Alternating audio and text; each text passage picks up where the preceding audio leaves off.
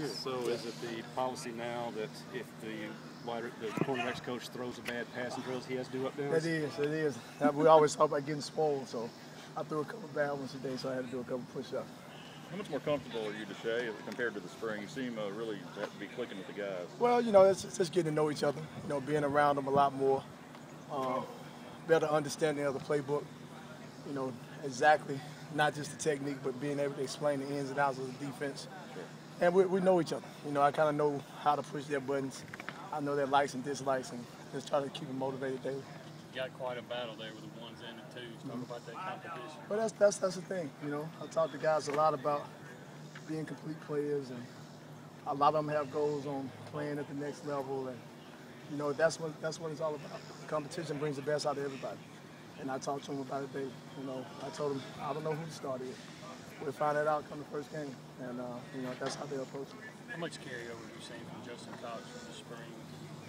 His talent is there. He's getting the playbook. That's always the toughest part about coming to a new system is playing fast and not thinking.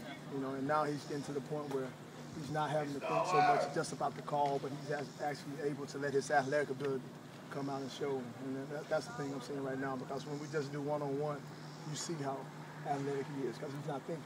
So now when he really gets the playbook, he's going to be that much more of a better player. How valuable are guys like Love and Calhoun that played a little bit now? Oh, it's huge. Not even that. It kind of shows they set the tone for the group, because they've been here. They've seen how Slade and they've seen how Banks work.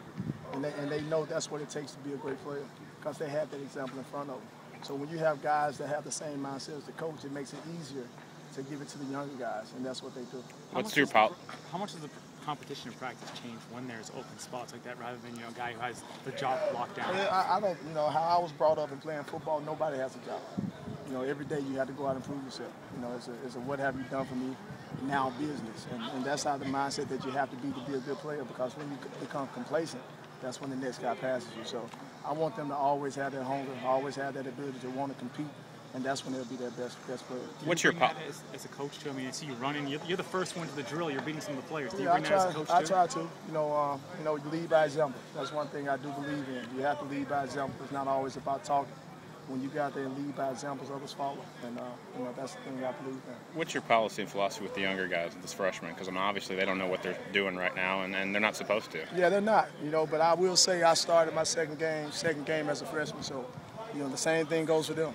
Get in the playbook, learn what you're supposed to do, get out here and compete, and at the end of the day, we'll see what happens. If they almost make mistakes, though, if they're kind of making them fast or making them hard, is that? That's with anybody. Effort outplays anything. Effort is the main. That's the first thing that you have to do. Because even yesterday we talked about what we can control, and you can always control your effort. Are you trying to set field and boundary corners at this point, or just kind of test everybody? Yeah, we're gonna play. With all the up-tempo stuff, that field and boundary stuff is out of the book. A lot of times you get in trouble running around looking for the field, looking for the boundary, that's snapping the ball. So nowadays you better know how to play both sides. What's like yesterday at some point, I think you were training some linebackers and some field drills. Right. What's kind of the idea behind that? Well, we have some circuits that we do, and we teach a lot of technique.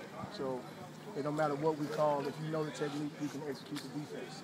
If you knew a certain technique, we can call whatever defense we want and plug you in, and you can play. And I think that's how you become good defense, because everybody knows what to do. Jeff Collins.